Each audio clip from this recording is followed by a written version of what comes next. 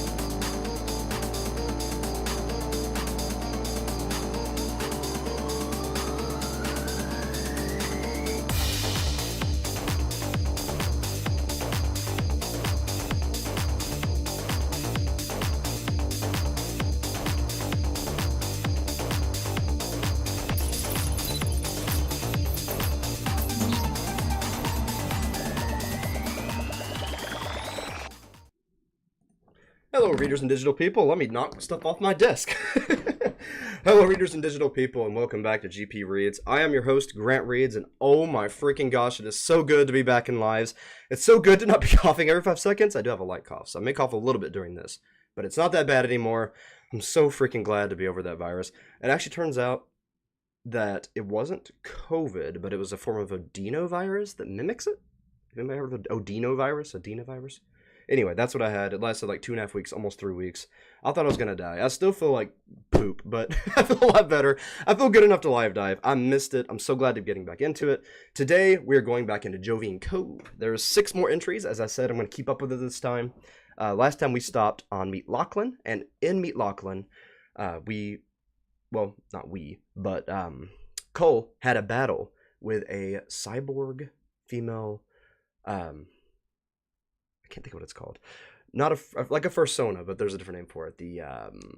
I wish that Locke was here to help with this part. Locke may be joining us a little bit later. Right now, it's just me. But basically, I think it's Divulgar. Is it Divulgar? I think it's Divulgar. Anyway, they're basically these like animal people hybrids. And this one is a, let me check the comments. Non-feral. There it is, Locke. Non-feral. It is called a non-feral. And basically, like I said, they're like human animal hybrids, and this one was cyborgized. I don't know. You know what I mean? She was made into a cyborg, but she doesn't remember it happening. She doesn't have any memory of that occurring, and she was looking down her hands like, why are they like this? She's in a very I don't want to say primal, but almost infantile state.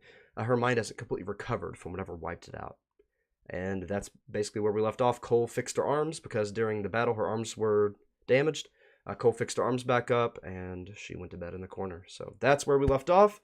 We are continuing today with a nugget of home. Let me check one more time to see if Locke is available to join me. Cool. All right. Locke is available to join me. 1 second. Can you hear me? Yep, I can hear you. All right. Can you all hear Locke? Good to see you, Lily. Glad you made it. Good to see you as well, Liv. Yeah, non-feral. I don't know. I went through every other name that's that you could have for someone like that, aside from the actual one. But yeah, Liv can hear you. Okay. Okay, we're good to go. Oops. It's like the moment I got up, you called. I'm like, oh, dang, I missed it. Nope, you're right on time. Like, oh, so. I can get water. Alright, so this time I got fancy with it and went ahead and opened up every chapter in their own separate tab, so that way I don't have to guess where I'm at and lose track. So we're going to start with entry 19, which is a nugget of home. And of course my cord would be right in front of the screen, wouldn't it? Just move that out of the way real quick. That made it a lot worse. Okay, here we go. November 3rd of 2023. The hunger's too much for her, as there was loud gnawing sounds of her chewing on something. Luna walks into her kitchen, towards the sounds. She sounds very confused. What the heck are you doing? Lachlan drops the wooden chair from her mouth and onto the ground. She's eating a chair. The leg of the chair has chewing marks on it now. She freezes after dropping the chair and stares at Luna. Luna tilts her head some at the slight. Well, this is awkward. Locke, are you hungry? Lachlan answers quickly. Yes, I am. I'm down to make you some food, but, how are your arms feeling? Can you move them at all? Luna smiles as she moves the step stool to the cabinets, looking for something to cook. While Lachlan isn't scared, her tone sounds very flat. They still don't work. Let me see here. Luna's going through the various shelves, looking for something easy for her to eat.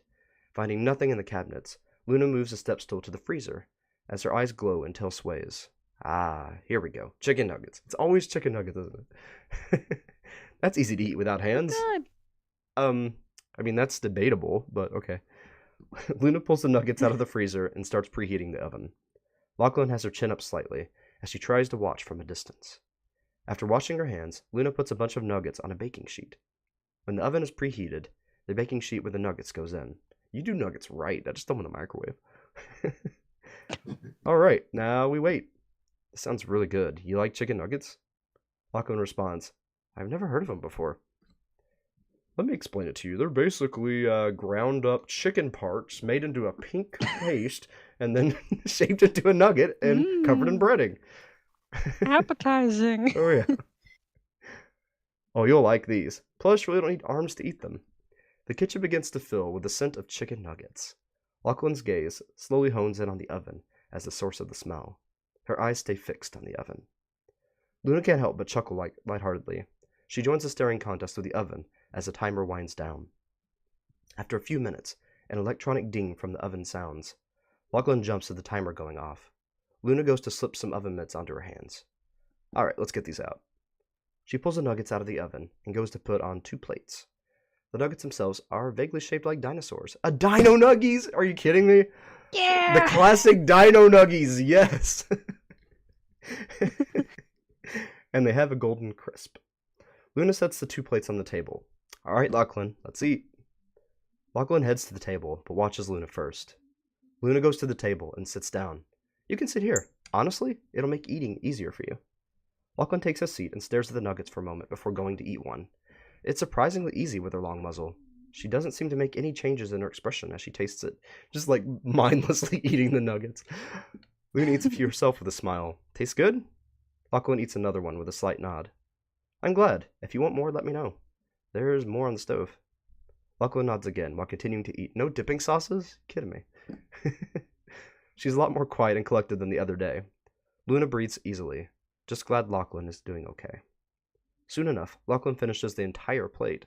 She glances around at the room again. Luna finishes her plate as well. Still hungry, Lachlan? Lachlan actually asks something for herself. Where's the water? It's in the sink faucet. I'll get you some. Luna gets up and moves the step stool to the sink. She gets Lachlan a cup of cold water, then gives it to her. Here you go.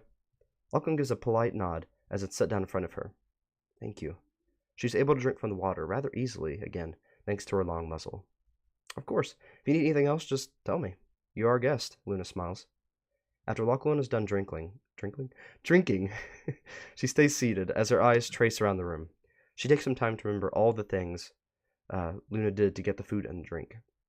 She snaps her fingers lightly as her laptop appears on the kitchen table.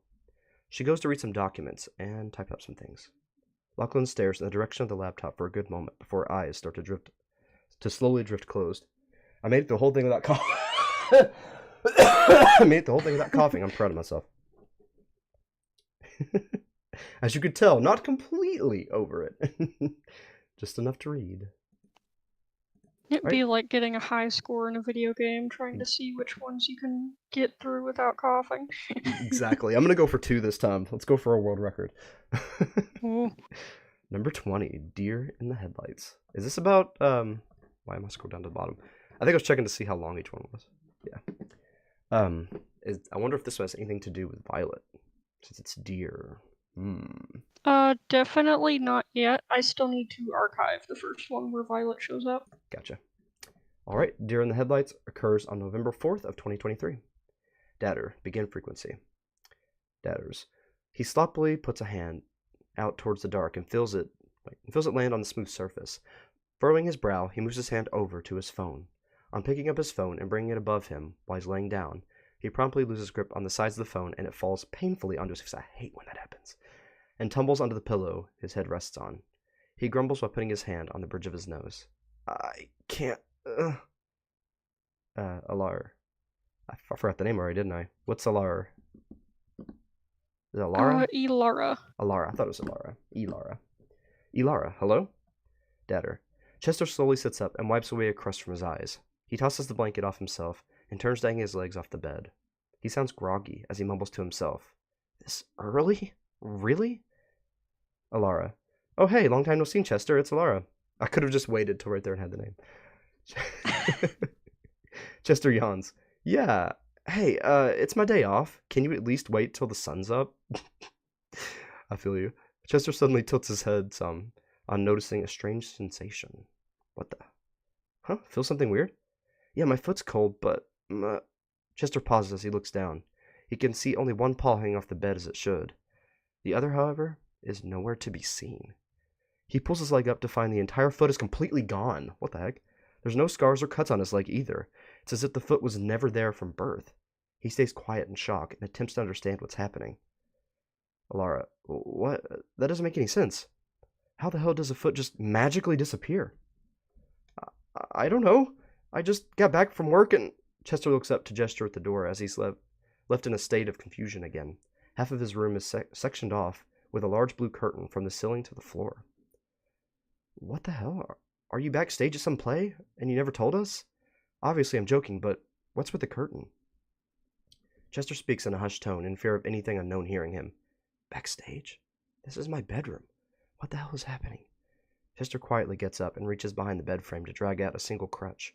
The crutch is old and worn, with pink tape keeping the cushion in place. Wait, hang on, I'm confused. How do you just so happen to have a crutch? I remember something about a leg injury ages ago. Wait, hang on. What the hell is happening? The beginning of this conversation is the same as the first time. Datters. I'll just keep a crutch, it's not important. He adjusts the crutch to a better height before positioning it under his arm. He takes his time to quietly move next to the curtain. He carefully reaches out a hand to remove the curtain. Alara, I don't know, man. This sounds important that you just so happen to have a crutch the moment your foot goes poof. Anyway, what's with the curtain? About to find out, Chester whispers and shoves the curtain aside. The other end of his room seems like a nearly empty parking lot at night. Chester stands on a cold concrete with a crutch. Above him is a concrete overhang that stretches out along the concrete. A few streetlights illuminate spots in the parking lot. The air that rushes around him is cold and stale like the rest of the city. Chester freezes in place again. Is he homeless now? What? Lara, what the hell? Are you dreaming? Am I dreaming? First deja vu, now a nightmare. So this is Cherrywood, probably. Are there any signs you can see in the area? No, this is Hayesboro? Chester starts to seem a bit nervous as he keeps an eye around for cars or any people. He calls out, Is anyone there? Alara, Hayesboro. Wait. Are you still there with that terminal guy? You said he wouldn't dare let you out because of the Illuminati. Just be careful, please, Chester. Terminal? No, I'm back home. Well, was? Chester trails off as he hears some, fabric moving in the dark. He turns his head towards the dark parking lot, in the direction of the sound. Fabric? Maybe someone with a cloak or similar? I'm not a fan of that. Do you have a flashlight on your phone? Maybe we can see what's going on up there. Right. Chester uses one hand to pat down his pockets before cursing silently to himself. I left it on the bed. We'll go back. Do you have anything to defend yourself with? I mean, you have the crutch, just in case. Are you really going to make him use his crutch as a weapon? Oh my gosh. One-legged hopping around, trying to fight. He's just hopping on one foot, swinging his crutch. Oh man. Right. Chester uses one hand to pat down his pockets for cursing himself. I left it on the bed. Do you have anything to finish stuff with? I mean, you have that crutch just in case. Chester jokes. Sure, I'll use the crutch and fight, hopping on one foot like a low-budget pirate. Something in the dark moves forward. The end of their face is just barely illuminated. It seems to be Term, but with gray non-feral goat face, headband, and black hair. Term smiles at Chester from the dark. What is he doing here? Ew.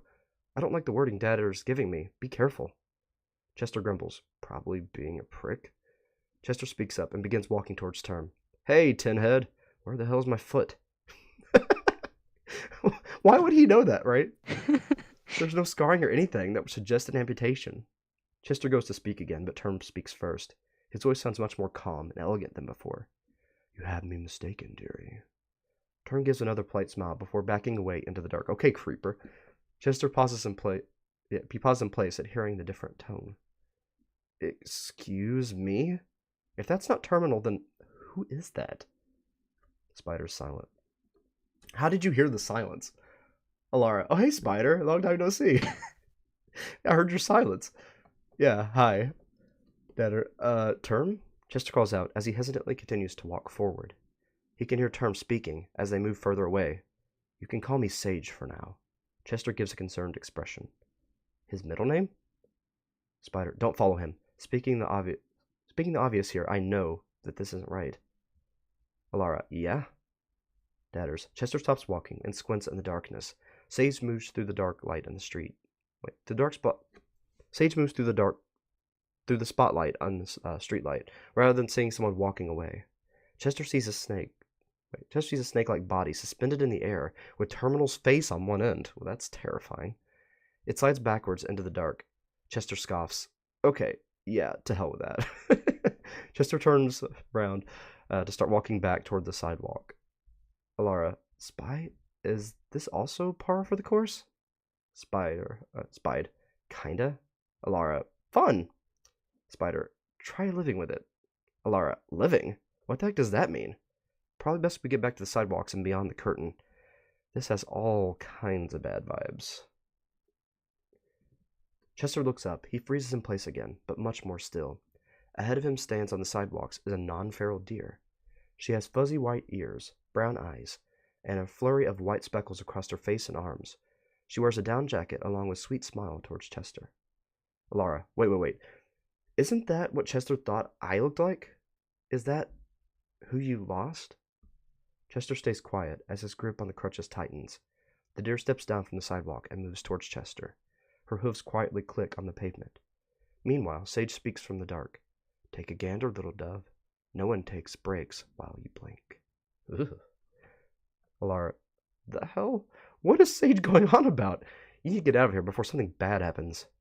Chester stutters some to himself. But I... The woman stands inches from Chester. She holds out a soft hand to him. Chester reaches out, but in the same moment, he takes a breath in. He suddenly jolts awake. In a dream. Chester jolts awake while laying on the ground. He instantly brings both hands up to his nose and gags. He curls some while making giggling sounds. Sorry, not giggling. Gagging sounds. That cord is in the way still. I'm gonna have to move that. It's messing me up so bad. Giggling sounds.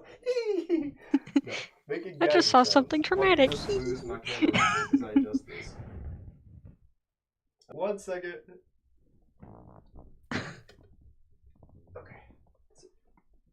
Okay. Better. Much better. Okay, there we go. Archive of Worlds! Glad you made it. I guess I should check the comments real quick. I just saw the lock. Can we get an EBDB to verify? I didn't even mean to EBDB? say it based on what you said. I just said it out of habit. Nice. Alright, where were we? Okay, he curls some while making gagging sounds.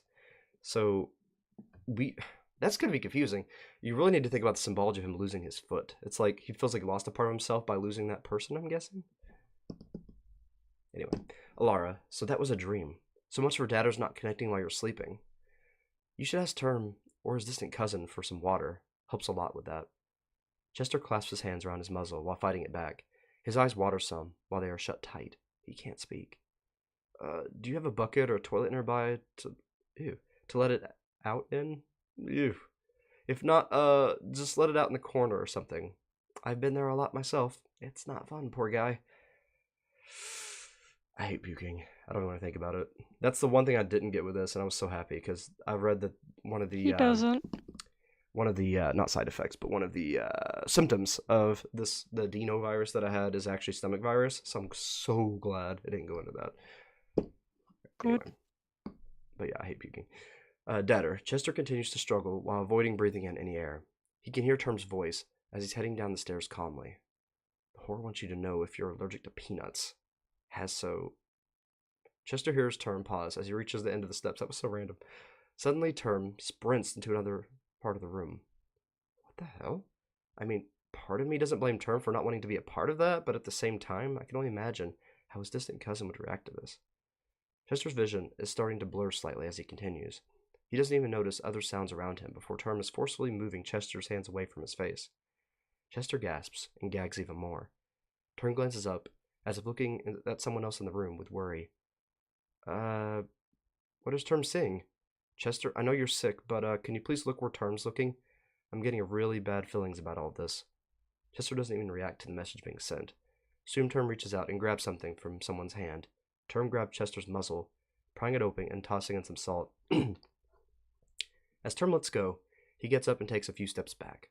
Chester's face contorts from the harsh taste, but the gagging slows to a stop. He has a violent chill. Chester? Chester, are you okay? Chester's now taking some deep breaths as he lies on the ground. He tiredly gives a thumbs up. Term sighs in relief. Oh, thank God the salt worked. I didn't even know that worked for gag reflexes. Thank God for Term. That's a lot of salt, though. Chester puts his hands on his head while calming down. He hears someone to his right, quickly leaving the room, with the sound of boots hitting the ground and climbing up the stairs rather swiftly. Ah, that must have been the cousin. I wonder who they are. It would certainly make my life a lot easier if we knew. Your life? Anyway, Chester, are you alright? Chester sounds of breathing. I'm okay. Wait, Chester sounds out of breath. Yeah, I'm okay. Term gets up and offers a hand to Chester. Chester takes it and Term helps him up. Term asks, what even was that? I assume that was a really screwed up nightmare. I mean, Term was a snake and what I assume to be your girlfriend or wife was there too. Chester suddenly moves a foot behind himself while pretending he's still calming down. I don't know. It just happened. Term leans over slightly to get a better view of Chester's face. Could it be a kind of panic attack? What all happened? Spider, be careful, Chester. Why are you pretending? I assume he's trying to escape. See how he's got his foot? Alara, Chester mumbles under his breath, as careful as a bull in a china shop. Term leans in closer and tilts his head some. Pardon? Chester throws his arm out, shoving Term off to the side. It says B, but I think we'll say he lunges forward and straight for the staircase. Term loses his balance and falls over. Hell yeah. Go, go, go, go! Term yells from behind Chester. Close the door! Chester bolts up the wooden stairs. He runs into a wooden cutting shop with stairs that head even further up. He jumps over a table in the way as Term makes his way up the first set of stairs. Chester bolts up the next set of stairs, while Term quickly weaves between the tables. As Chester reaches the top of the stairs, he's face to face with Term's cousin. His cousin is holding a plate of bacon, legend, with one partly hanging out of their mouth.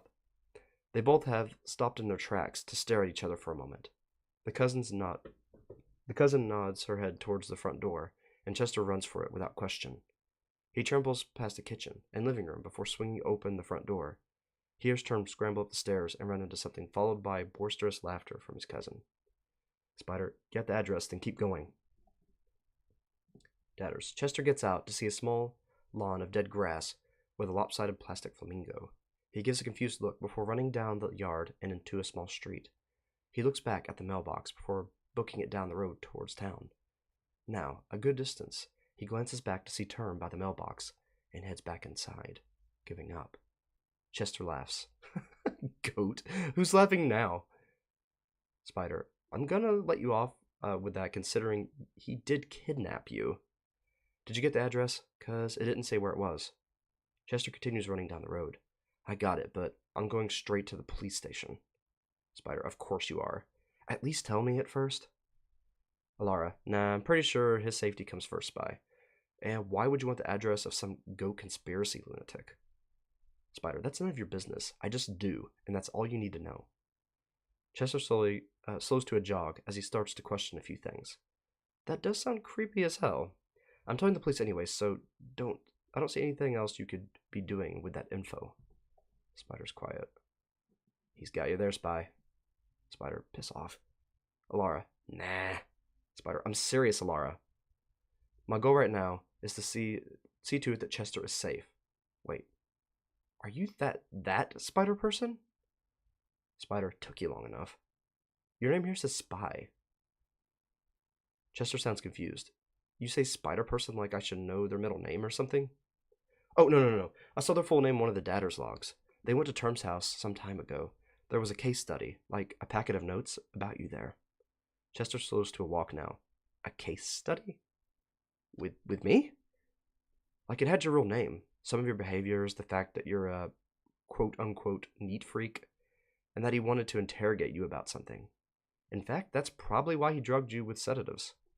Chester pauses on the sidewalk. He stares ahead at the police station, within view. He lets out a heavy sigh before turning to a different street. I knew he was too nosy.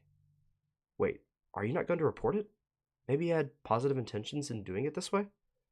Knowing him, Spider says, knowing him, in his head, probably, but I think this is because Chester doesn't want to explain it. Alara, I don't blame him. Dadders, if he's looking into me for reasons I think he is, I better keep my nose out and skip town. Skipping town? I thought Term was just a conspiracy nut. I mean, what do you think Term's looking into this for? Lunatism? Or does this have to do with that doe in your dream? Chester goes to speak, but instead gags slightly. He mumbles, don't.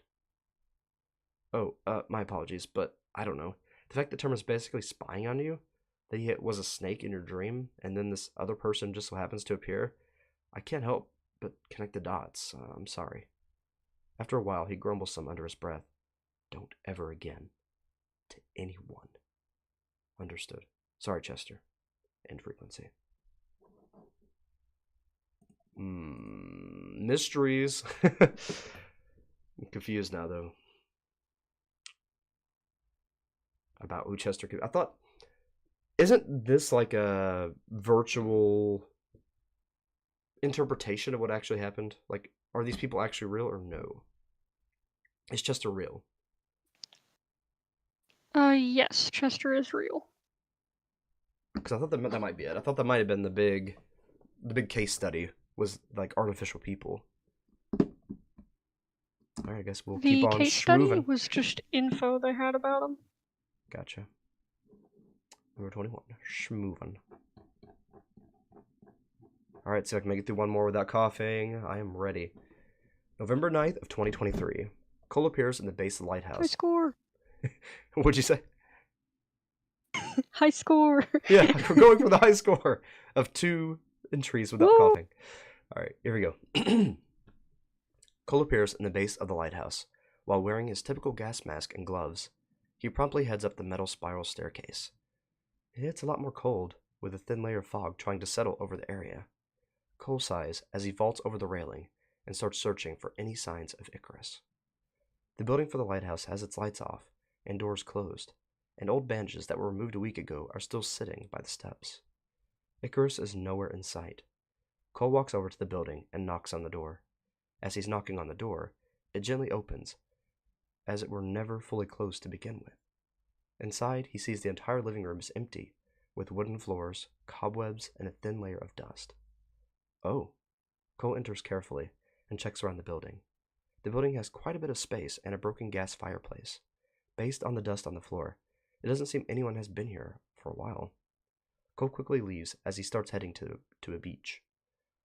I know he was at a beach at some point. The ground slopes down, and he finds a tree line by some sandy shores that look out to a vast blue ocean that goes on forever. Icarus is sitting in the sand, with his back against a large rock. He has his arms folded and his eyes closed. Cole stares at him for several seconds before shaking his head and clearing his throat. Hey, I was curious about something, if you don't mind my asking. Icarus jolts awake as he looks at Cole. What do you mean? Icarus no longer has any bandages over his legs. He now wears his pants normally, without one pant leg pulled up. Cole mutters, Oh, I didn't mean to wake you up. Do you have a place to live? Like a house or something? Icarus squints slightly at Cole Yeah? Do you not? I do, but like, we've never connected to you when you're at a house. You guys did once. Yeah, they actually did once. It was one of the first times. I remember that. Don't know what all you guys know about it, but I'm sure as hell not homeless. Cole looks Icarus up and down.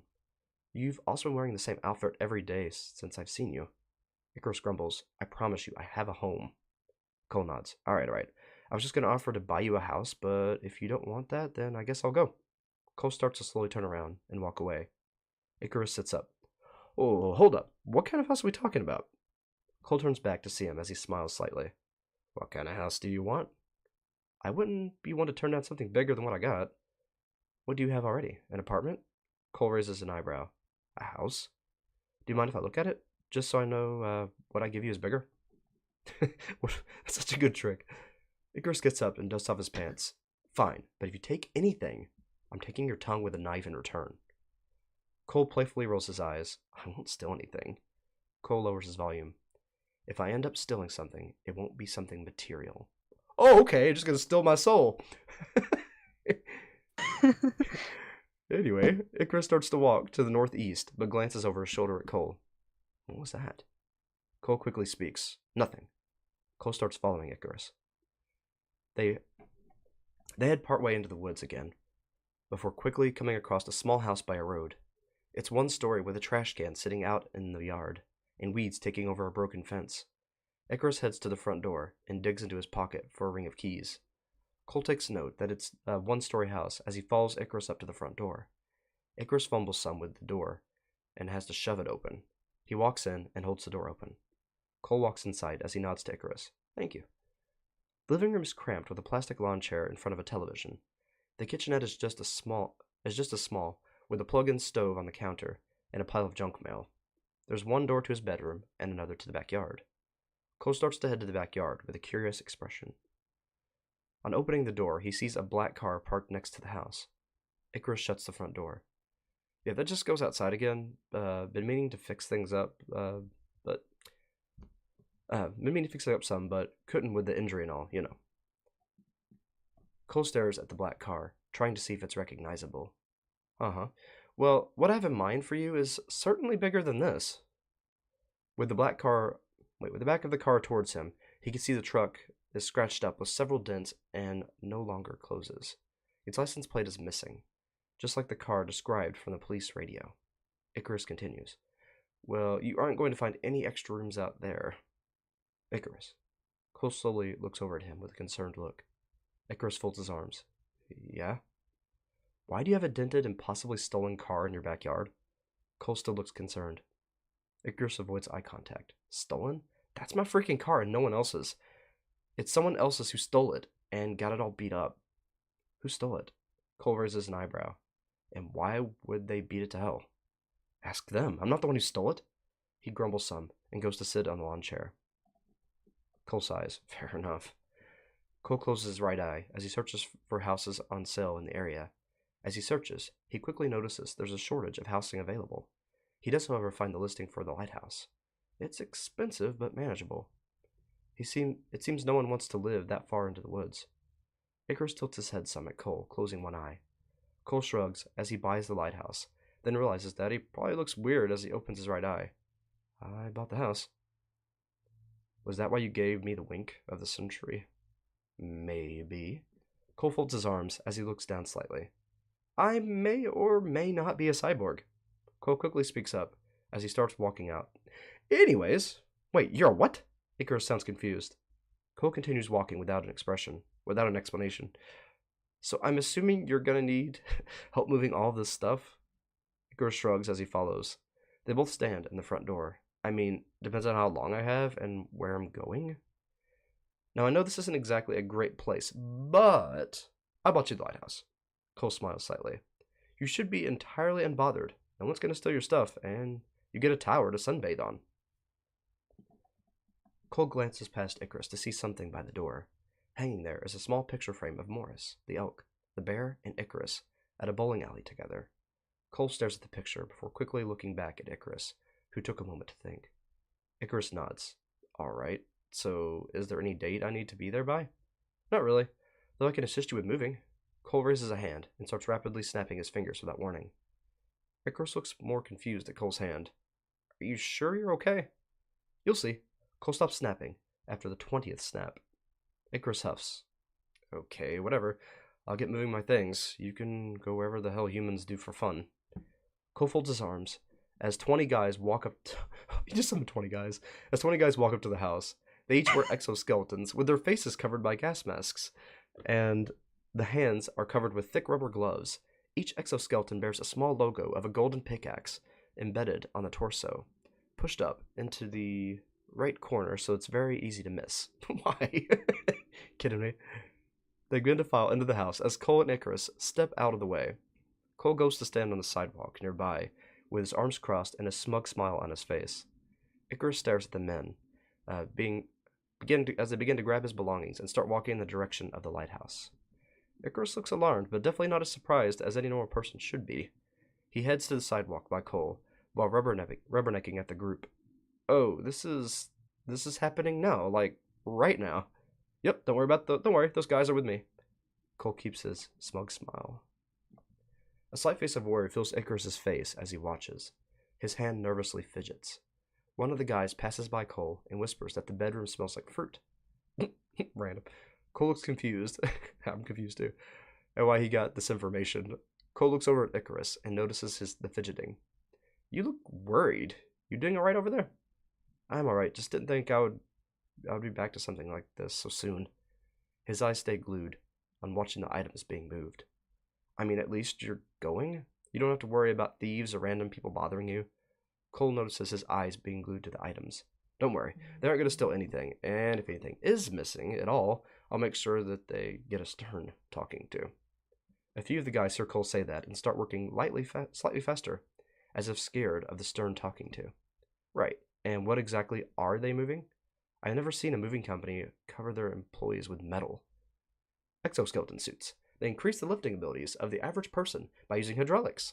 Cole gestures to one of them, who is easily lifting a solid wooden dresser that would cause a normal person to struggle. And what exactly is your job? Icarus looks over at Cole with a hint of curiosity. Tell everyone what I do. I own the company. Cole smiles at Icarus. It's less smug and more genuine. And that company does what exactly? Move things. It's a moving company. Cole doesn't seem very sure about the answer. Icarus doesn't seem convinced at all, as his expression turns a bit disappointed. He resumes watching things being moved. Cole rocks on his heels as he watches them moving things. Another one of the guys walks up to Cole and whispers to him about the underside of the mattress being drenched in dried blood. Cole nods and continues rocking on his heels while glancing at Icarus occasionally. So, yep, this is fine. Icarus speaks up again. So, how do you have enough money for all of that? I'm pretty good at managing expenses, as well as contracting out my exoskeletons to other companies. Cole nods slowly. Icarus faces Cole directly, and his tone becomes bitter. Other moving companies? The other moving companies I've worked at. The other moving companies that are going under because no one is moving anywhere. The same moving companies that have to cut so many corners to make ends meet that their workers and families are left to die in the cold if they can't get a new job. Those moving companies? Cole realizes that he might have slightly screwed up. My company does other things than moving. Icarus continues to glare at Cole. So you lied about the other moving companies. Cole sighs heavily. Yeah, I did. I don't own a moving company. The only reason I said that is so that you wouldn't freak out. Icarus looks away and sighs. He sounds more disappointed again. Well, the good news is, I'm used to that kind of work, so you don't have to worry about inexperience. I think we're 2 separate pages here, Cole continues rocking on his heels, as he continues to look more and more nervous. Icarus grumbles. Doubt it. You walk up, fix my leg, give me a new house, and claim to own some company, and surround everything in lies. I've done this dance before, and it's nothing new. You can drop the act. Cole sighs, and finally speaks the truth. I own a weapons manufacturing company. These exoskeletons are built for combat. Cole looks down slightly. Icarus sighs as well. So, when's the first contract? Cole looks back up at Icarus. I'm not hiring you. I don't need more employees. Icarus looks over him as well, and lightly shakes his head. You're not going to hire me? I assume you found me from my job experience? No, I didn't. Cole looks confused. How many times have you been forcefully hired? Icarus puts his arms down to his sides, as it starts to click. You mean you didn't already know about me? No, I heard your leg was screwed up and wanted to help you. Cole looks even more confused. Icarus blinks some and looks away. He folds his arm again and talks a little quieter. Never mind. Not important. I'm concerned. I don't want to pry into your private life, but are you okay? Do you want to talk about it? I'm not going to judge you or anything. By now, the guys have finished moving everything and are standing back at the lighthouse. Icarus grumbles something to himself before speaking up. I'm just used to being moved around for jobs. He mumbles a bit as he goes to scratch the back of his head. Particularly, hits. Cole surprisingly nods in understanding. I get it. And not in the way of being empathetic, like, I've also been in a whole lot of hit business. Fortunately, I got away from those people, so I'm not doing that kind of crap anymore. Icarus tilts his head. So what's your goal in dealing with me? Cole stares at Icarus as he thinks. I just like you, man. I don't see why I would need a goal. Icarus scoffs. A bit gay, man. Cole quickly stammers. I like a friend. Cole looks embarrassed. Icarus laughs some. Oh yeah? How many of your friends have you done this for? Like 2 or 3 people? Cole looks fairly embarrassed. Icarus is watching him with a bit of a sinister smile. You think of an own... Wait, one more thing before I continue. Are there anything hidden in the source code yet? Yes. There are? Crap. Have I missed any? Let me see how far you are. Right. I'm gonna continue to read when I'm at the end of it now, and I'll go back here in a second. Okay. Okay. Icarus is watching him with a bit of a sinister smile. You'd think an owner of a big company wouldn't get embarrassed so easily at one comment. Cole sighs and playfully rolls his eyes. Okay, well, not all CEOs are stone-cold bastards. Yeah, but all CEOs can keep cool and collected while getting a comment from a friend. He emphasizes the word friend. Cole stares at Icarus as he realizes he's getting back into a corner. Well, maybe that comment threw me off a little. Cole clears his throat as he struggles to hide his embarrassment. Icarus isn't backing down. Even so, it doesn't change how strange all of this is. You say you only do this for a friend, and yet you've only done it for 2 or 3 people. If that's the case, then how come you thought of me as a friend within a few days? Especially if you have so little friends that you only have 2 or 3. Cole pauses as he thinks. I'm just a friendly guy that doesn't really get out that often. Cole looks embarrassed again. And a friendly guy like yourself would have enough backbone to lead a company? There's a reason you're doing this, and I know it's not just to be nice. I have a backbone, Cole answers quickly. I just wanted to help someone that was clearly in need of some medical assistance and a better house. If you were really looking for that, you would be up in Hazelboro. And if I don't like Hazelboro? Cole's head tilts slightly. Icarus squints at Cole. Cole sighs. Look, I've been lying about the reasons for helping you. And I do have a different reason from what I'm saying, but I'll tell you that answer at a later date because I want you to go get settled into your new house. Icarus grumbles. Whatever. He starts to walk in the direction of the lighthouse. Cole waits until Icarus is out of sight as he disappears. I made it through 2! Woo! Source code stuff? Woo. Yes or no? There are currently 2 things in source code. And have I missed them yet? I'm on 21. Yes. No. Okay, reopen up 20. It's one of those I went back and added 2 older ones so it's where it would before make sense. 18? Yeah. Crap. Do you want me to just tell you which ones, or do I'm you just want gonna to go through them all after I'm done reading. Okay. Okay, where were we? We're just moving, so we're on 22, bet. I don't know if this is bet like somebody made a bet, or bet like you agree with something like it's cool. Okay, November 9th, 2023. Datters, begin frequency. Icarus opens the front door and enters the living room. He closes the door behind him and gives a heavy sigh. Every time. He looks into the living room, where some of the things have been piled up and stacked on one side of a large room. He walks further in and glances at all the extra space, though it's less in excitement and more in unease. Cole, is there a problem? His head tilts up some before realizing why he heard a voice. He pulls a serious tone and starts spreading out some of his belongings. Right, no problem. Cole, that's good. I'm glad you're doing alright. Icarus pauses on grabbing the nearly empty box for medical supplies. He thinks a moment before speaking. Would your workers be Would your workers you had here keep any secrets they found? Cole, nope. Every item has been moved from your house to this one without any changes. Alright. He nods and goes to toss the used bandages into the trash can. Liv, he's gay as heck for you. The legend returns. Let's go. Cole, no, I'm not. Icarus rolls his eyes, taking it as a joke. Would you explain some things, but I seriously doubt that.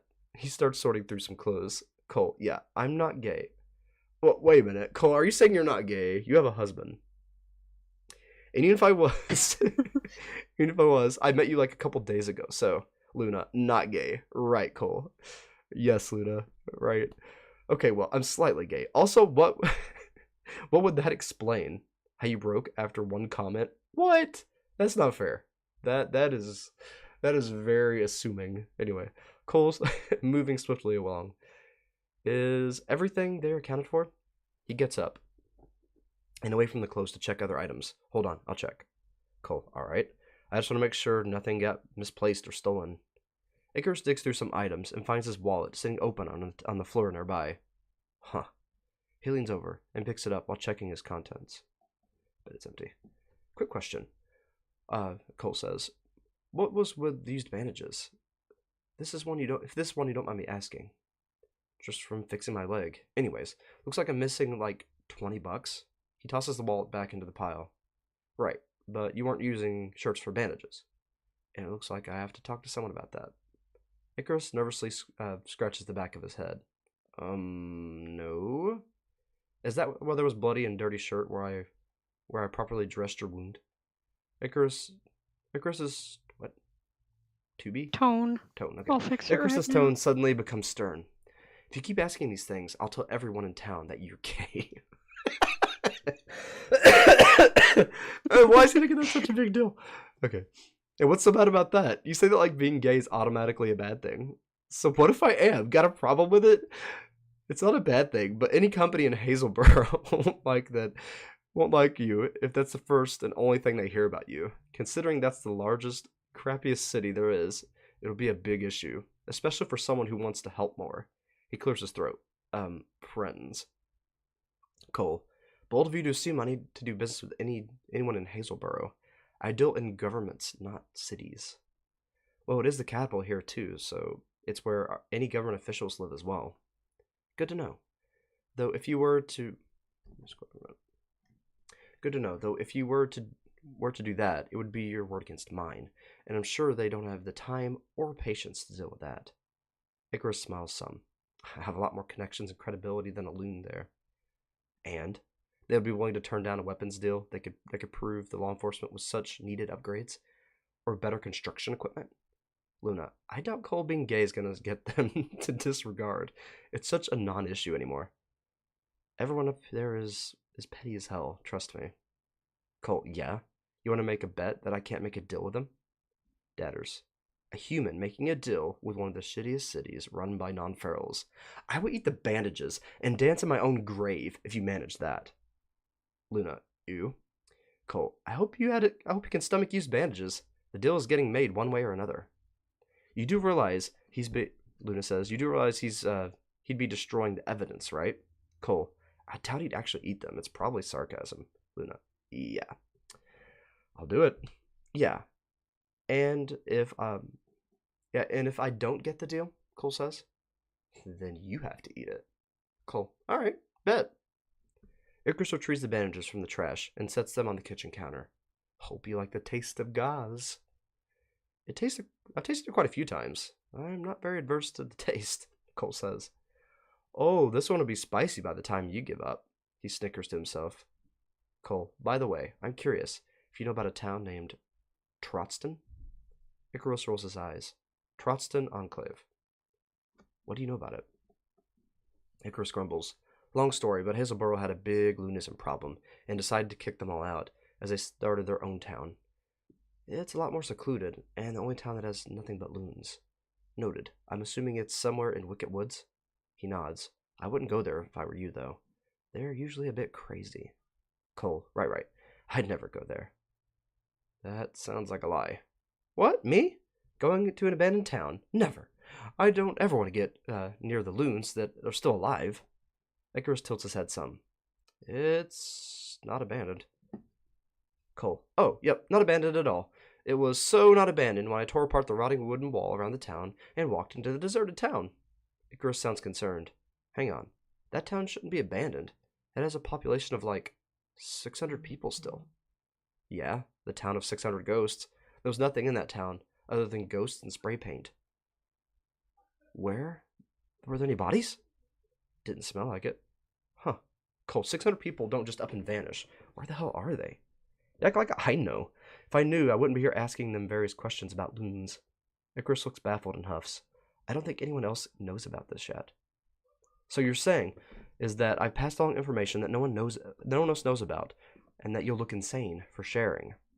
What I'm saying is, I think you stumbled across something big. What? Do you want me to go to the news about this? I don't know, but something needs to be done in case anyone else is in danger. I doubt they got killed. They're probably just left town. And gone where exactly? This island isn't exactly very large. They even have a single building taller than a tree, and it can be seen from the Haysboro Mountains. I don't know, another town? Interrogated into the towns? It would be pretty noticeable if hundreds of loons flooded the area. They aren't exactly subtle. What if it was very slow? And it's certainly possible there's just another one of those towns, somewhere in Wicked Woods. There's certainly not a population of 600 loons in either town, even if you combine them. I don't know what to tell you, man. So what do we tell? Where do we look? I don't know, the news? Cops? It's not our job to look for these guys. Though, I wouldn't mind searching for people. I'm worried Cherrywood is going to think that Haysboro wiped the town or something and caused a fight. Well, if there is a fight, they might need weapons. Cole, Luna says. Icarus makes an expressionless face. Luna. Cole, I think the goal here is to not get them into a fight. Not make a ton of money out of them. Right. No selling weapons to both sides. Got it. Cole, we don't need more deaths. They won't die. Yet. But if the goal is to get them to not fight, then why don't we just say that we aren't sure where they are or where they went, and that it's entirely possible that they're just in another town. That sounds worse somehow, Luna says. Everyone dies eventually. I don't get how that's so terrible. Spider says you. There's no other town. Anyone can go to the mountains and look out and see nothing. What if it's hidden in the tree canopy? Cole, for God's sake. Tents do exist, Cole says. You're acting like a bunch of loons just went underground or something. Knowing this world, that's entirely possible. Spider. Icarus, don't suppose you know when the last count of the town's population was?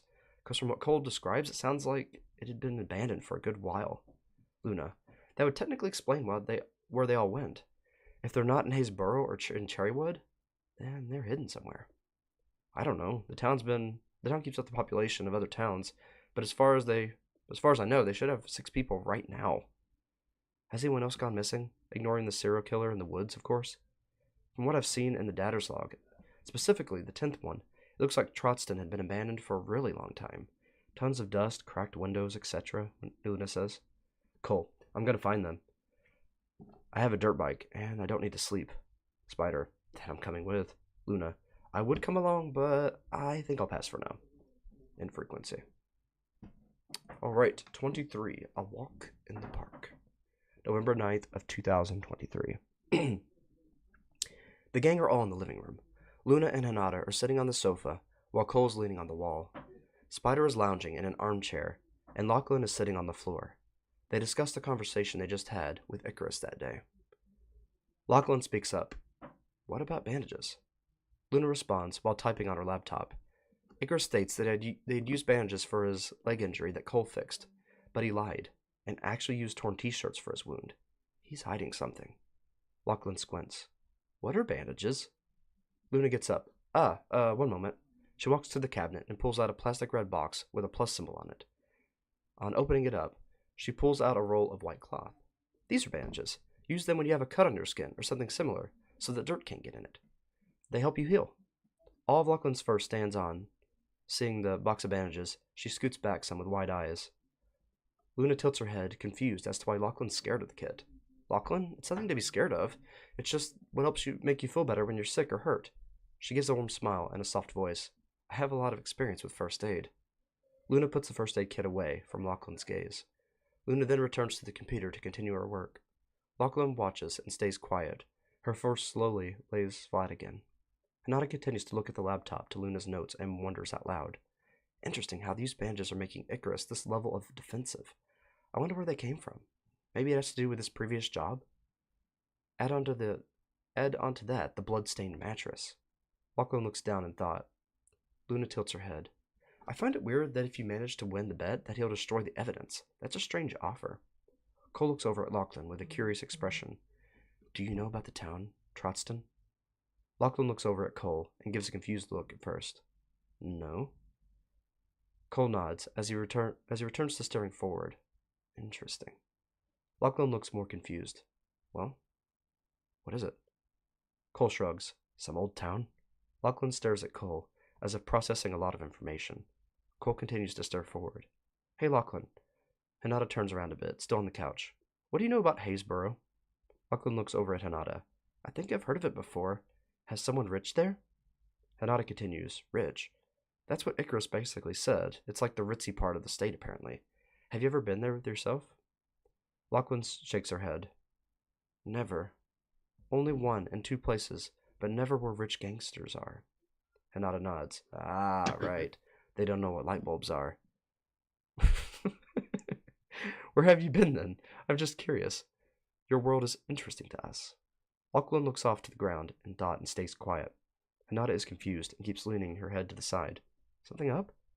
Lachlan continues, looking out in thought. I've been to a walking park. Hinata smiles. Oh, those are nice to go to. Lots of trails and stuff. I love going for walks. Lachlan looks a bit upset. I don't like it there. Luna asks with slight concern. Oh, why not? Lachlan shakes her head some and sounds slightly more upset. No. Luna nods. I understand. Don't worry about it. I'm not going to force you to talk about something you don't want to. Hinata glances at the laptop again and exclaims in shock. Just a casual town of 600 people getting poofed away? What the hell is a non-feral world doing? She shakes her head again and gets back on topic with Lachlan. This is ridiculous, Lachlan. Tell us what happened at the walking park. Her voice is firm, as if there weren't any other choices here. Luna sighs, trusting Hinata's action. Lachlan's ears perk up at the change of tone. I walked? She avoids eye contact. Hinata speaks directly to her. Come on, Lachlan. Tell us what happened. Luna tries a more commanding tone as well. I agree. You clearly have something to hide, considering the behavior from before. Tell us. Lachlan frowns and gets anxious from the direct glare. She shifts uncomfortably. Okay, fine. We were walking and I ran into gangsters. Hinata continues. First off, who's we? Second of all, what were they doing? She starts to give Lachlan some space by easing up on the glare. Lachlan uses the chance to skip around the question the moment the glare is toned down as she responds.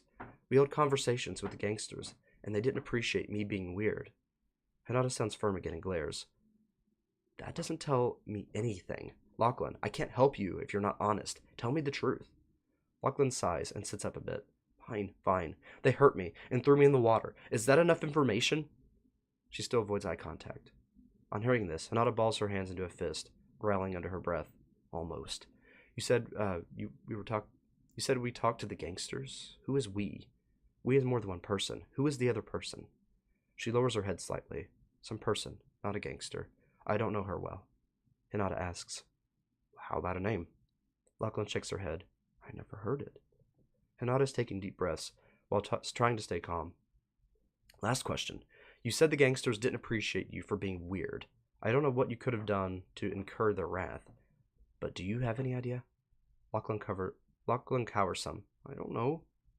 For a split second, a smile tries to creep into Hinata's glare. Tell me the truth. I want to have a chat with these gangsters. If you catch my drift. Lachlan continues. I just don't know. They didn't like me. Hinata sighs and releases the glare and tone. Sorry, it's okay. Thanks for being honest with me, though. She takes a bunch of deep breaths and leans on Luna's shoulder. Lachlan stays quiet. Poor Lachlan. They just beat her up because she's a cyborg. Is that what happened? Or is it because she's I don't know, something else? I wonder if they made her a cyborg, like a cyborg slave, and she's the murderer. But, like, not of her own volition. Curious. Ooh, lore, woo. Lore. I don't know what to say because I don't want to spoil things, Okay. so woo, lore. All right, on to the last entry, and then we're going to go back and look at the codes real quick. Number 24. This is on November 10th of 2023. It's called What's Broken Now. What's broken now? That was really bad. British, okay. One more death cough, and then we'll continue. All right. The gang are still all at the house. Luna, Hanada, Spider, Cole, and Lachlan are in the living room. Lachlan is still seated on the floor as she is looking down at her limp arms. Spider glances over at them, raising an eyebrow. Everything okay? Lachlan stays looking at her arms. Just not sure what all of me is even real, if I believe my arm was real for so long. Spider sighs. I know the feeling, and I'd like to talk to Cole about it. He'll know more than me. Lachlan looks over and stares at Cole as she speaks. He's just staring. I'm not sure if he would. Cole's leaning on the wall while staring ahead in thought. Spider glances over at him before looking back at Lachlan. Just wait until he gets going, and he's like you, so he knows a lot about it. Lachlan shakes her head. He looks nothing like me, I doubt that. Spider chuckles quietly. He's a cyborg like yourself. Lachlan starts up a bit upset. I don't like the idea of that. Spider tilts her head some. Being a cyborg, or whatever you count as? Lachlan nods in an uncomfortable expression. Spider sighs. Just talk to him when you can, yeah? It's hard, I get it. But that's life, unfortunately. She starts to anxiously tap one claw against their leg. Luna and Hanada walk through the front door. They both carry brooms that they had put on... Both carry brooms they had put on hooks near the door. They both head to the couch to sit together. Luna greets them. Morning, Spider. Lachlan. She has a slight smile on her face, and Hanada waves. Spider waves back. Hey! Luna sees Lachlan, who is still staring down at her arms. Something up? Lachlan mumbles some. I'm worried as to how much of me is even real. With a firm but friendly tone, Luna responds. All of you is real. You're just as real as myself, Spider, Cole, Hanada, and the rest of the non-pharaohs. Her ears perk up a little bit. Spider mumbles. Debatable. Spider, you're not helping. Lachlan growls slightly as she speaks. Real things can move their arms when they want. Real things don't hear words all the time. Real things don't have wires in them. Spider growls slightly. You're injured, and just look at Cole, mate. He's real enough. Though, what words are you hearing? Luna reasons. Yeah, Cole's electricity might have messed with your arm muscles, which is why your arms don't move. Lachlan rolls her eyes while explaining. Her voice is generally flat, but as she gets flustered a bit more, her accent sneaks through. Stuff like status update, stable, error, online, out of range, and then the other going on about putting it on, cover your face, get it back, obscure it, enshroud. None of it makes a lick of sense. None of it makes a lick of sense. And it's about got me over it all. Just Spider knows gradually changes. Yes. It's instant. Gradually. Yeah, just instantly gradually. Gradually, like a grenade. Yes. Let me try that again, gradually. Lachlan rolls her eyes a bit while explaining. Her voice is generally flat, but as she gets frustrated a bit more, her accent sneaks through. Stuff like status update, stable, era, online, out of range, and then the other goings on. Cover your face, get it back, obscure it, enshroud. None of it makes a lick of sense, and it's about to get me over it all. I tried. I can only go from 1 to 100. I can't go anywhere in between.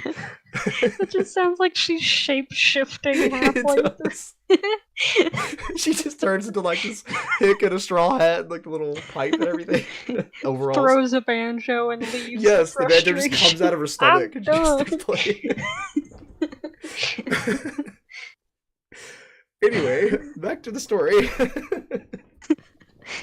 I love tone. I'm trying. Alright. Spider narrows her eyes some. I would too. Weren't you wearing a mask when Cole found you? They tilt their head in thought. Lachlan nods. Luna asks, the Kitsune mask? So it's not just some art project. Lachlan groans. It's probably for the gangsters. I would go look for it and put it on, but my arms still won't function. Luna squints a bit, while deep in thought, then types something in her phone. Spider pauses while her mind goes a mile a minute. How about I go and find it for you? Lachlan scoffs. Would be grand if my arms could work instead, but not sure. Go knock yourself out. I'm gonna stop that. Luna puts her phone down. I don't know. I just find it strange that your voices are requiring you to wear the mask. Lachlan nods her head side to side. Well, it's less voices and more my own voice. Lachlan mumbles under her breath. Though I don't quite feel like myself at the moment. Luna questions. Feel like yourself? Lachlan shifts a bit restlessly. Yeah, I still can't stop hearing the voice. Yeah, I just don't feel quite right anymore. It's the country voice. I just don't feel quite right no more. You're gonna yeehaw any minute now. Alright. Gotta keep it together. Luna tilts her head and squints a little bit. Explain? I'm not sure what you mean. Do you feel like you're not Lachlan? Feel like you're in the wrong body? Lachlan looks down at her arms again. No, like, my mind isn't the same. Like, thinking isn't how it used to be.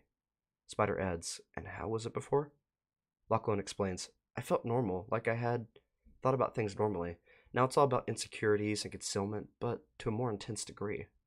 Hinata had been listening to the conversation and typing up some notes. She finally speaks up. Is it possible Cole messed with something when you fixed your arm the first time? When he fixed your arm the first time?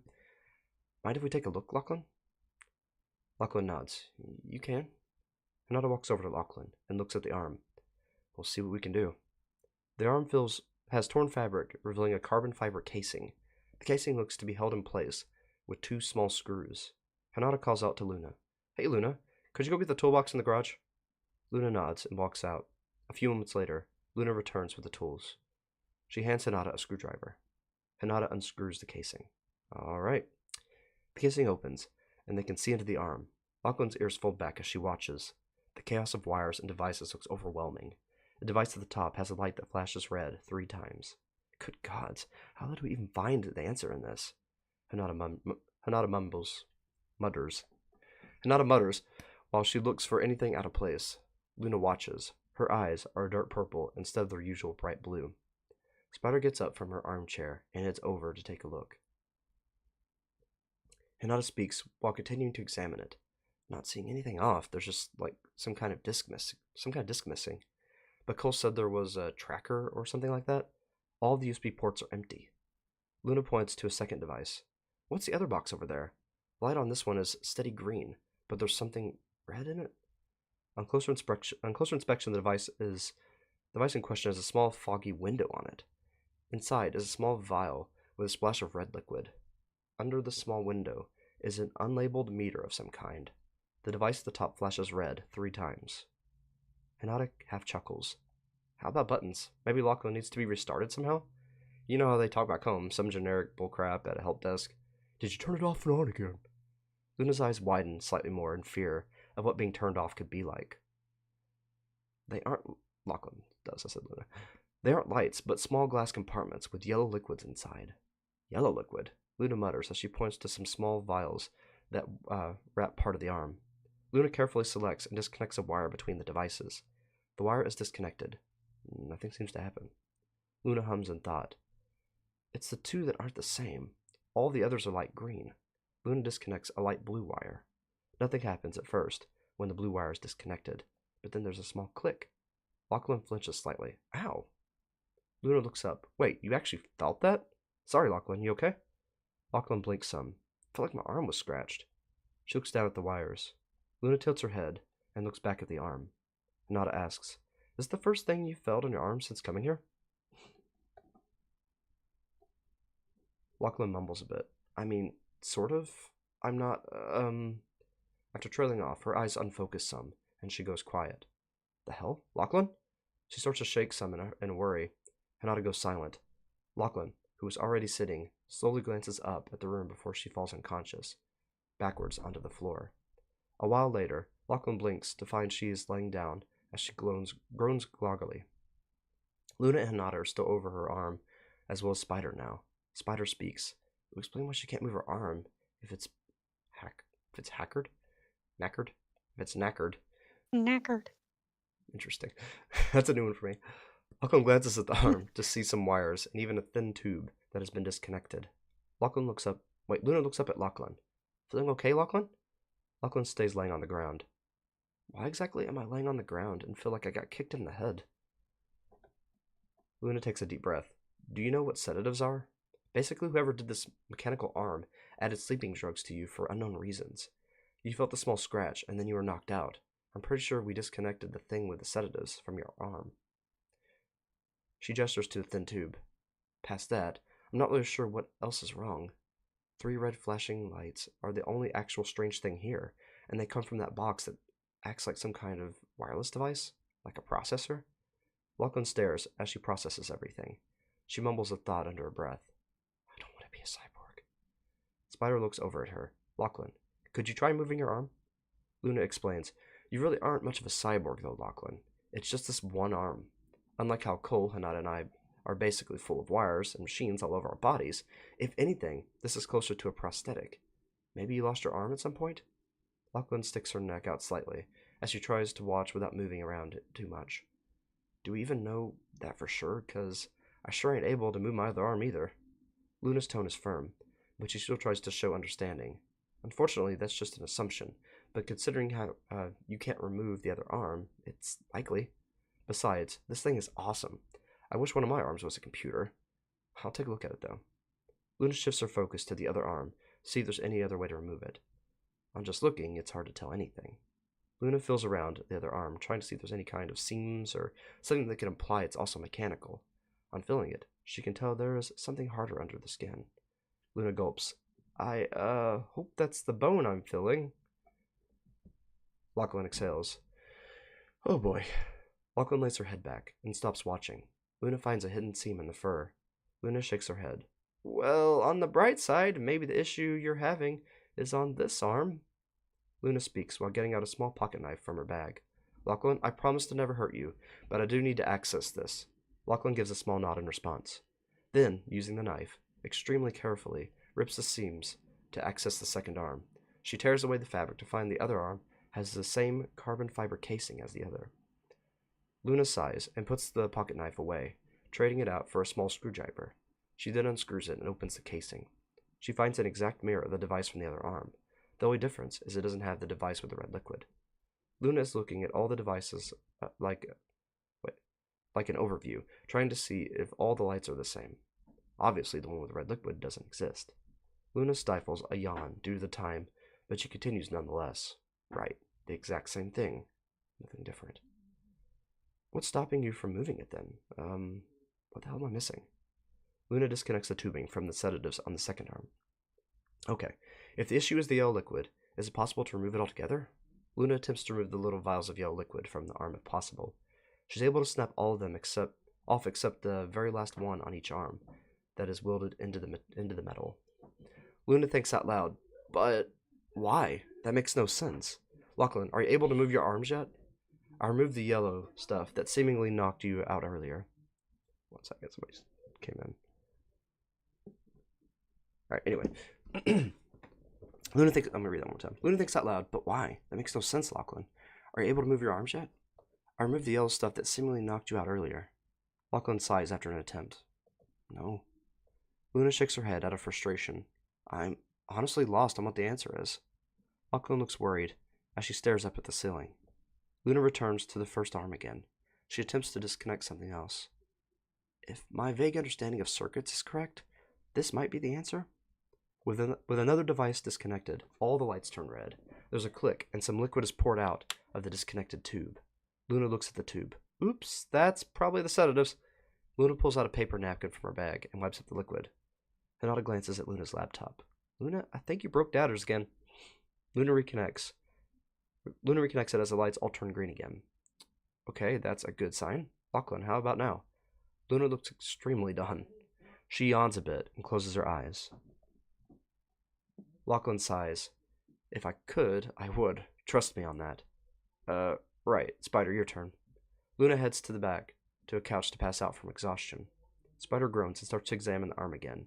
After a minute, she picks up the discarded blue wire and attempts to connect to an open space the wire wasn't originally in. There's a loud spark, and Lachlan winces as she tenses up some. Spider gets a small shock. The light on the device turns red, and all the other lights turn red. What just happened? Luna asks from the couch while laying on Hanada. Her ears are flattened from the sounds again. Wait. 1 second. Might need to address the person who's here real quick.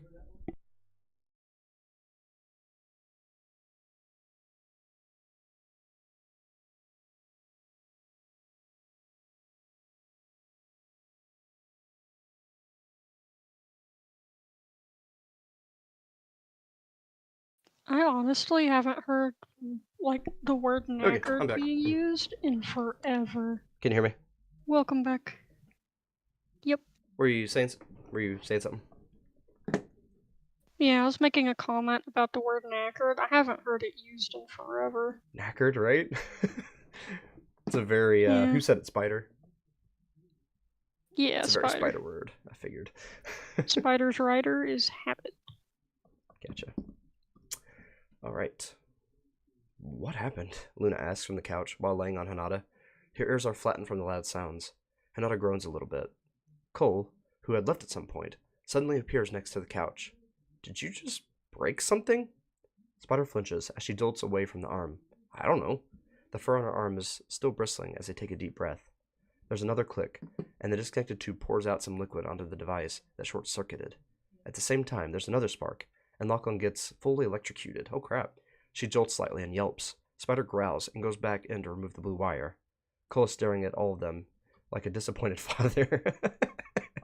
There's a slight smell of burnt sawdust. Lachlan groans in pain. He's just like, you. Cole's just, I don't know, he's great. He goes from being the child to the father so quickly. Spider glares at Cole. Don't give me that look. Luna and Hinata are asleep at this point. Cole phases through the couch as he walks over to Lachlan. I'm giving you that look. Cole looks over at the arm and attempts to assess the damage. Spider grumbles and sits back. Cole sighs and looks back at Spider. Well, it looks like it's been short-circuited. Lachlan tries to sit up but struggles a bit. What does that mean? Am I gonna die? Will I be okay? Can I have chicken nuggets ever again? That's what you're worried about? Priorities, man. Priorities. Chicken nugget. Dino It's the nuggies. baked ones, not the microwaved ones. Yeah. Spider grumbles. You'll be fine. She starts rapidly tapping one claw against her leg. Cole sighs. You can have chicken nuggets. They have nothing to do with this. Cole calmly looks over at Lachlan. Do you know who gave you these arms? And if there's any way to contact them? Lachlan stops trying to sit up. She shrugs a bit. Well, I don't know their name, but I can find them from the walking park. I knew it was the gangster. Cole sighs heavily. So what you're saying is there's a chance we might find this person. Lachlan responds, I'm saying I know where they live. Oh, cool. Cole looks over at Spider. You want to go on an adventure? Back to kid. Luna says while lying down, is this the same person that didn't protect you from the gangsters? Lachlan looks away nervously. Luna rolls back over. Right. Just be careful out there, y'all. She returns to sleep, snoring slightly. Spider nods and starts to get up. Cole nods to Luna as he cracks his neck. We should get going then. Hinata speaks while shifting slightly. And don't forget to cover y'all's faces before a bunch of people called cops. Cole playfully rolls his eyes. I always cover my face. I hate to cause mass panic. Spider stretches as the motorbike helmet appears in her head. In her hand. Excuse me. Just like emerges from the skull. On the spot. Yes. First death. Yes, first death right there. For the motorbike helmet appearing in her head. Okay, let me read that again. Spider stretches as the motorbike helmet appears in her hand. She just summoned it.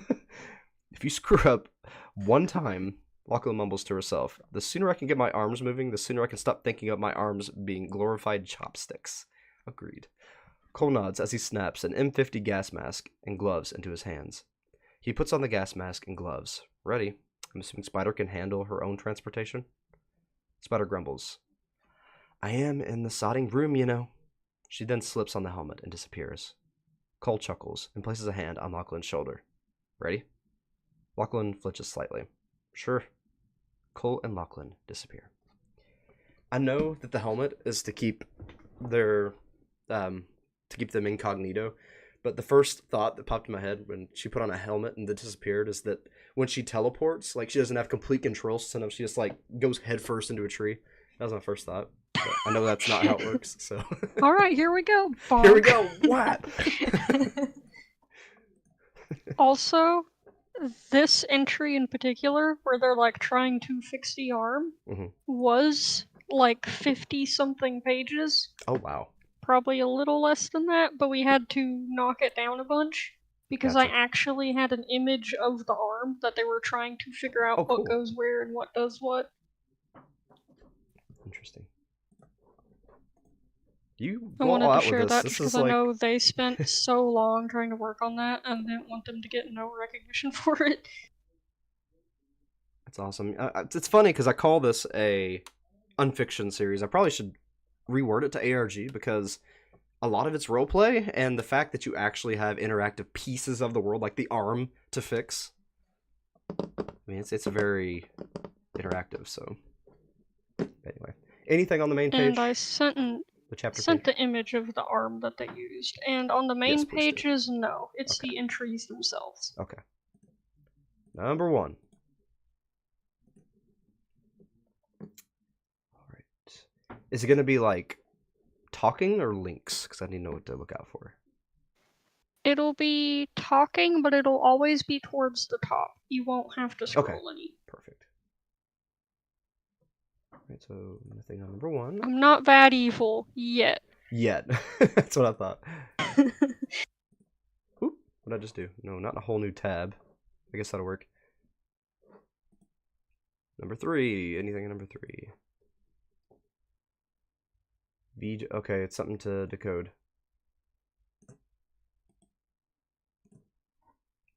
Let's see, let's use Crypty.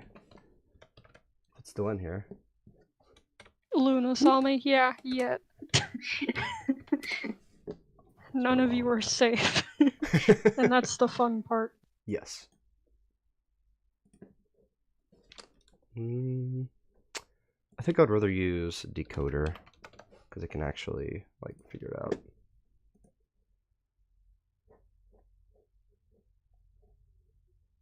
Or no, it wasn't decoder. It was let's just do it this way. Cipher identifier. Yeah. Percentrix. That was the one I used. Yeah. Okay. Paste. Analyze text. It is a substitution. And it says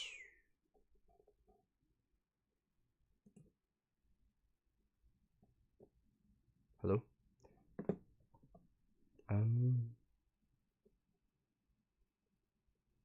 It tried. I will win out to Cardinal. No. That ain't it. That ain't it. What is not a substitution? I feel like it's just like a Caesar. Got way too complicated with it. Hello?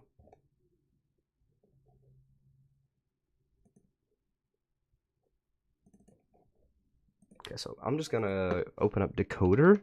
I'm gonna use that to figure out what it is for the codes, and then I'm gonna use decoder to actually decode it because that's being something.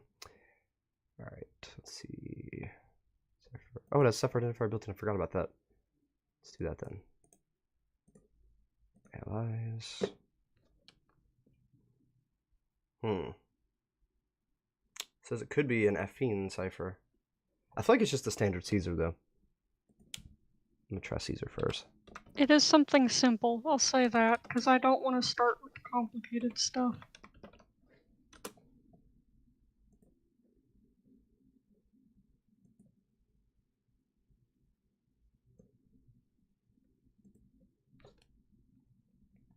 Why does it already have a giant thing in there? Okay. Paste. Brute force it. I will warn you when they are near. Who is they? I will warn you when they are near. Is it the gangsters? Interest. That was in number 3. I don't think I did 2 though. Let's skip 2. Why does it have sound now? Okay. Number 2, meet Chester.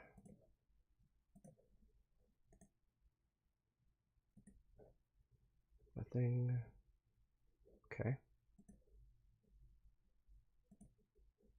Alright, so now number 4. Let's just go open the rest of them. 5, 6, 7, 8, 9, 10, 11, 12, 13, 14, 15, 16, 17, 18, 19, 20, 21, 22, 23, and 24. Alright, let's check number 4. There's only one thing left to find. Okay, so not number 4. In that category.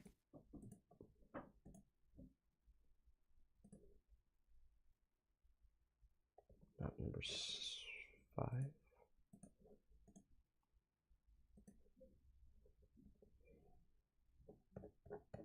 There's an invisible clickable in there. No. I'm not that evil yet. Okay. I'll get there though. 7. 9 and 8.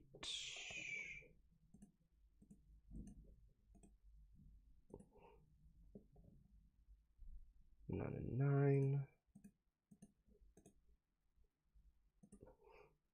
Oh, there we go. There's 1 and 10. I virger gabaluja hapana argurs. You got it. Isn't that so enlightening?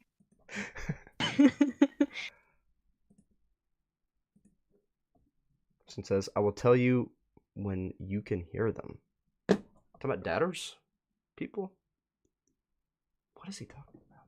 They, whoever this is, what are they talking about? Weird. Alright.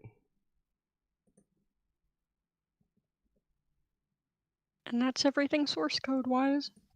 Alright. You say that, but like, there's something else hidden. There are things with images. I've already seen those. But not everything's been quite figured out. Is it after 13 or before 13? Because I might have to reopen some pages. Probably before 13. It's just small things here and there that you don't necessarily need, but they are there. Just start at 10.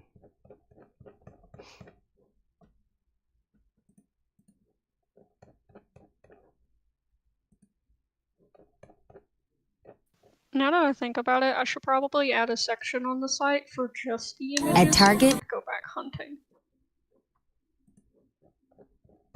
That'd be cool. Alright. Okay, I'm just gonna open the first 10 again.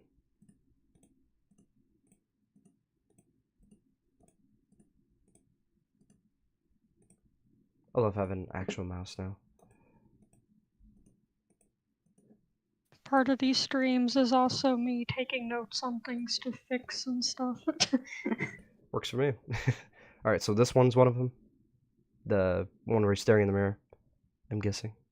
Yes, that one has the most.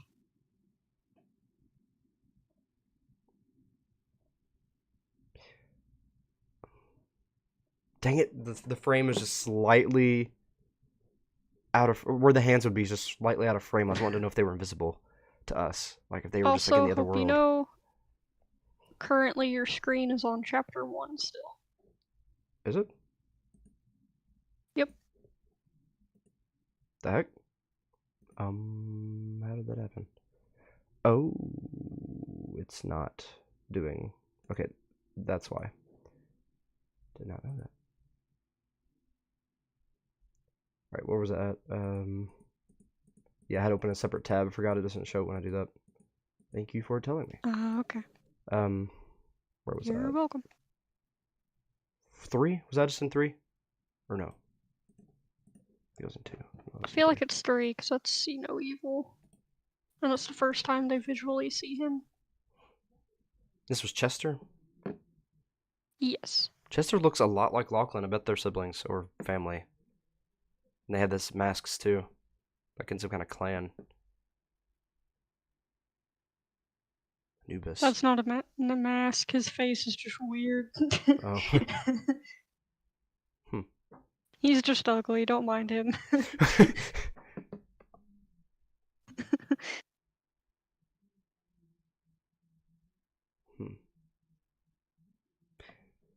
There's something coming out of that picture frame. It's like turned around. It's stapled. Weird. I don't know, that's the only thing I could really take out of it is the fur color is similar to Lachlan's.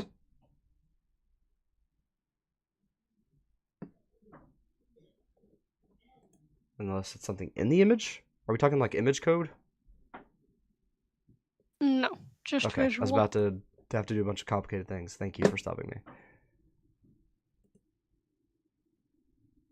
Alright, did like YouTube stuff. Alright. I'm just gonna go through the rest of them real quick. 4, 5, 6, 7, up to 10.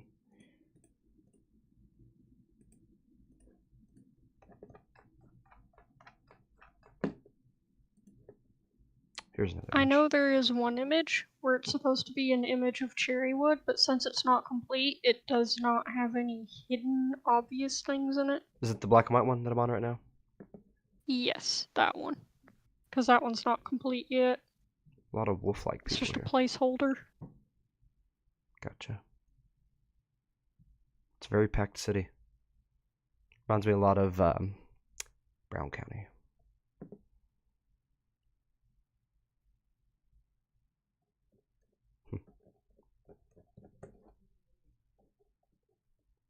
I love that freaking chainsaw. This right here is so freaking iconic. I want that on a shirt. This whole image. Chainsaw, some stuff on it. With a little raccoon on it. Freaking moon, the light, everything. It's awesome. I would wear that. And I would also buy a figure of this character. I have a weird thing about figures I collect. I never, like, do anything with them. I just collect them, put them on shelves, and stare at them like a weirdo. But I would for this because there's so much detail. I think it's what it is. It's like the detail, the art. Figure. Yes, possible merch. It's kind of like that, just green and FNAF.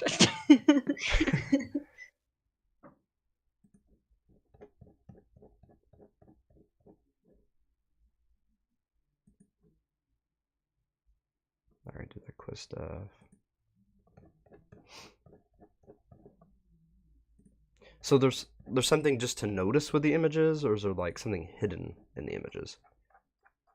The first one, there are things hidden, and then the Icarus one, I think there's something to notice. This is Icarus, right? But there's not really anything to do about it yet. Okay. I don't understand what I'm missing in See No Evil, though. Just like, I mean, I guess the species? That's all I can really think of. The little thing hanging over the shoulder. Do you want a clue on one of the things for that first image? I guess. I mean, I don't really see what I'm supposed to be looking for. I know the biggest thing that people figured out is changing the brightness or exposure to see better that in the kind of dark stuff. spaces. Okay. So I do need to download it. Yes. Okay. I didn't think it was that kind of thing. I thought it was like details. Right. I don't know if y'all can see it, but you might be able to see me open up Photoshop. I'm gonna assume you can. Do you see it loading? Or no? I currently do not see it. Okay. Let me shift the share tab. Because I accidentally make things complicated. Haha, there we go.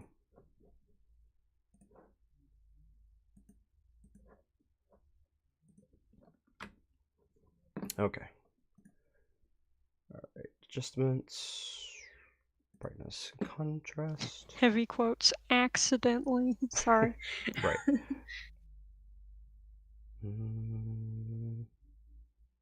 Oh, wait a minute. I'm seeing something. I'm gonna have to do a second one. There's like little demons. More brightness, more contrast, less contrast. Actually, about right there is good. Okay, so there is a skeleton with a ribbon going through its eye pointing downward on the wall on both sides. Then there's these like fox shadow demons. And then like another one's like hands coming towards Chester. What the frick? These are the pharaohs, aren't they? Oh my gosh. The ferals, the reason they disappeared isn't because they ran away or went somewhere else. They freaking slipped dimensions. They're here. They're just like altered. They're like in the normal place. They almost became like the Nephilim where they're like spirits, but they're still here. Like might even be able to possess people. Just slightly out of our dimension. I don't know. That's my thoughts. I'm like completely off the mark. I bet that's the ferals. I bet it's or maybe the ferals are actually hiding in their house. I don't know. Like they're doing it like what's it called? When someone like hides in your attic, squatter. Maybe they're squatting. I don't know. This seems more like they're out of our dimension slightly, but they're still here. But that definitely makes me think ferals. I love crazy theories because, like, sometimes someone will just get something spot on and be like, oh, but it's just a crazy theory. It would never be right. A while later, they're like, oh, frick. Yeah, this is definitely that kind of series, I feel like. Looks like a window down here, too. Like they're peeking in the window, maybe? There's a window behind them.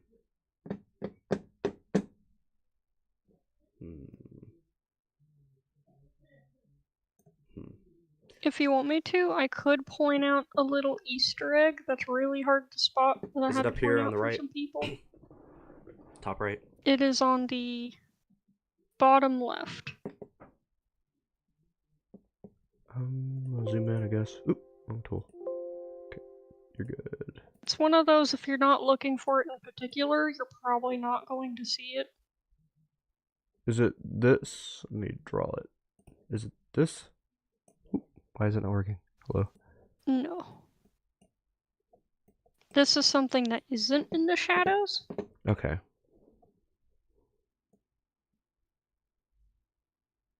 The toothpaste brand. This is a little bit of a tribute. In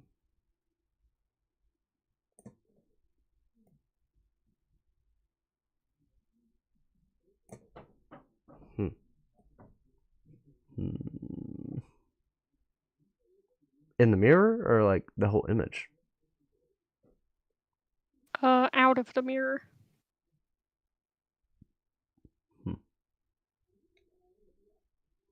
I don't know.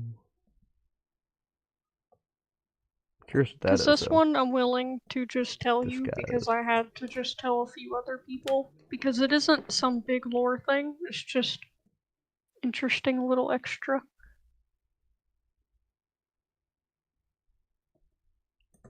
There's definitely something like demons or possession or they slip dimensions. Because remember, there was those ghosts. I don't think it's actually ghosts. I think that the pharaohs somehow either transcended into like energy beings or they're like got sucked into like a half dimension, in between dimension. But I don't know. That's what that tells me. But I don't think I see what you're. It's out of the shadows, bottom left. So it's in. Am I looking at it? Yes, directly at it. Oh my gosh. Is it this? Is it this? No. Okay. You're close though. I gotta zoom out for infinity. That is just scribbles. I could not think of a soap brand. It looks like it says like WJ Arc or something. WJ Arc soaps, all that I use. Oh wait a minute, it might be in the blood. Is it something written in the blood on the side of the sink? Or rust or whatever that is? Nope. Is it the toothpaste? Yes, it's the toothpaste. toothpaste? What? What am I looking for here then? You're looking for a character. Wait, I need to flip this. Is that freaking wait a minute, let me flip it first. Oop, too much. What did I do? Wait a minute, I did vertical instead of horizontal. There we go. I'm zoomed way too far in. Yeah, let's not apply it. I'm just gonna have to. It's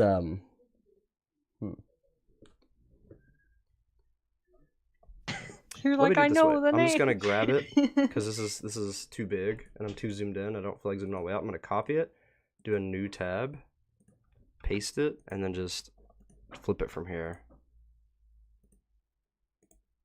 Horizontal and vertical.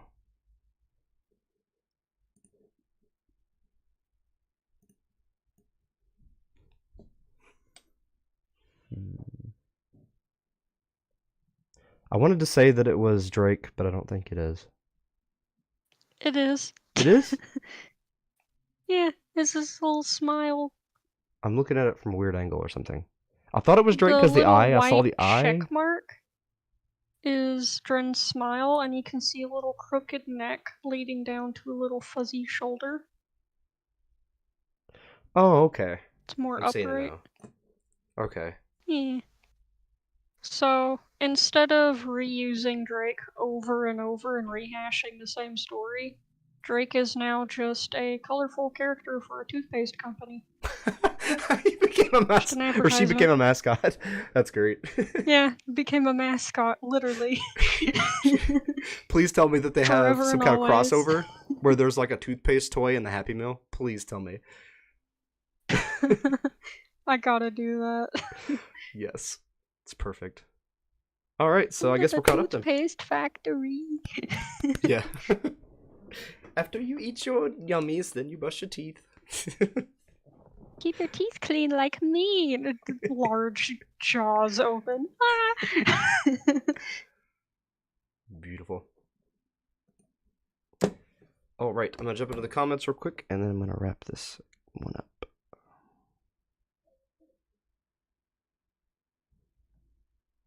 Gotta love Twitter bots.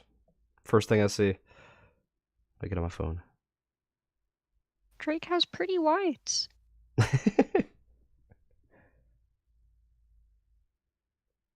All right. Oh, Medcat dropped in. I don't know if you're still here, but yeah, everything's good.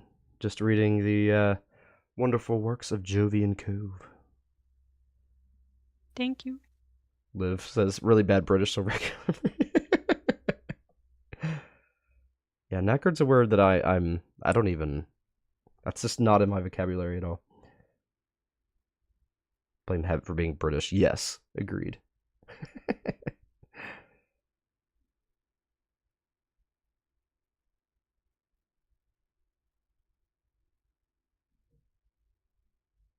Yeah, what? Right? Luna's like, why the hell is Drake a mascot for toothpaste of all things? I like to clean my teeth. Got more teeth than everyone. Yeah, there you go. Gotta be proud of that big, wide smile. Yeah. All right, well, I had a great time. Thank you again for joining me, Locke. I can't wait to see more. When do you think the next... I'd like to do it in 5. When do you think the next 5 will be out? The next 5, honestly, is just gonna be when I can get myself back into gear and doing things, because they're technically already archived. Okay. I just need to go through, spot check, and post them. But since Fortnite lately has taken up all of my free time... Fortnite. It's always Fortnite. It's fun when you have friends. It's It good. Yeah, it is. I agree. I need to play some with the readers here soon. That's something we could do, Fortnite. I've got it on every system. I don't know. I downloaded it on every system, played it once by myself, and just never played again. So I need to play with some people. Oh, it's not fun by itself. Yeah, it wasn't. I tried it on Switch and everything, but just not by yourself. I usually mess around and drive people insane. I remember I was like playing with like Peyton and Cole and another guy, and it was a blast. Yeah, if y'all are down, I would love to join y'all for a game or two sometime. Be great. I'm good with whenever. Just like ping any of us, ask us if we're down for whatever time you want, because we're on a lot. We'll do. All right. Oh yeah, and Liv joins too. Oh, cool. Whoa, it's Liv! Whoa, Let's the go! legendary Liv! Whoa! All right. Well, you'll have a good night. Thank you all again for joining us. Had a really good time. Hope you all check the Thank series you. out for yourself. If you have not read it yet or watched the videos or anything, make sure to check out Jovian Cove. The link is in the description, and it'll be in the pinned comment after the live is over.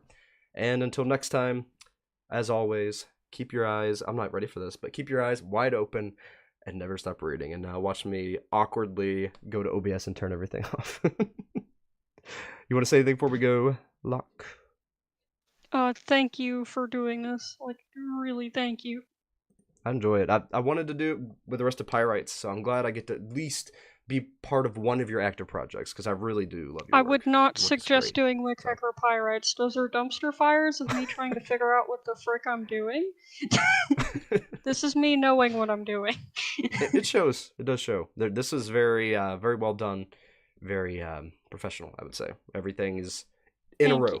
So, right, and thank you again. I'm gonna play the outro now instead of awkwardly sitting here. Have a good night, Liv. Have a good night, Luna. Have a good night, everyone else who's here. Bye, Liv. Let's go. Glad you all caught the stream too. Love hanging out with you all. I'm glad to be back streaming. Glad to have stuff going again. I've actually been editing things and recording things again and not coughing my head off every time I talk. So, and as soon as I say that, I'm fine. All right. See you all. I can't find the outro. Okay, thanks so much for watching. Now, I'd like to take this opportunity to thank patrons and channel members. Thanks to you, I'm able to do what I love. CNK114, Investigator Zeus, Dobby's Music, Jeremolins, Free Spirit Katie, Vexus, Agnieszka, Granny Monster, Nightmare Luna, Lily Ardad, and Elliot the Epic 242. Really,